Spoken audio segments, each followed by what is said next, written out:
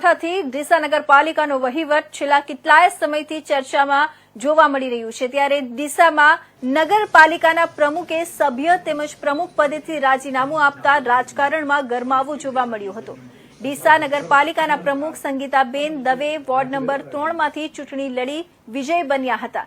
ત્યારબાદ ભારતીય જનતા પાર્ટીના મેન્ડેટ પર તેમને ડીસા નગરપાલિકાના પ્રમુખ તરીકેનો ચાર્જ સોંપવામાં આવ્યો હતો, જેમાં તેમના પ્રમુખ સમયકાળમાં તેમને કેટલાક સભ્યો તેમજ ડીસાના ધારાસભ્ય દ્વારા ડીસાના વિકાસમાં રોડા નાખવામાં આવતા હોવાના આક્ષેપો સાથે તેમને માનસિક ત્રાસ આપવામાં આવતો હોવાથી તેમજ તેમના વિરુદ્ધમાં અવિશ્વાસની દરખાસ્ત લાવવામાં આવતા આખરે કંટાળી સંગીતાબેન દવે સભ્યપદ તેમજ પ્રમુખ પદેથી રાજીનામું આપવામાં આવ્યું હતું, જેમાં આજે સંગીતાબેને પાલનપુર કલેક્ટર કચેરી ખાતે આવી અધિક કલેક્ટર સમક્ષ પોતાનું રાજીનામું રજૂ કર્યું હતું। તેમના રાજીનામામાંથી બ્રહ્મ સમાજમાં ઘેરા પ્રત્યાઘાતો જોવા મળ્યા હતા।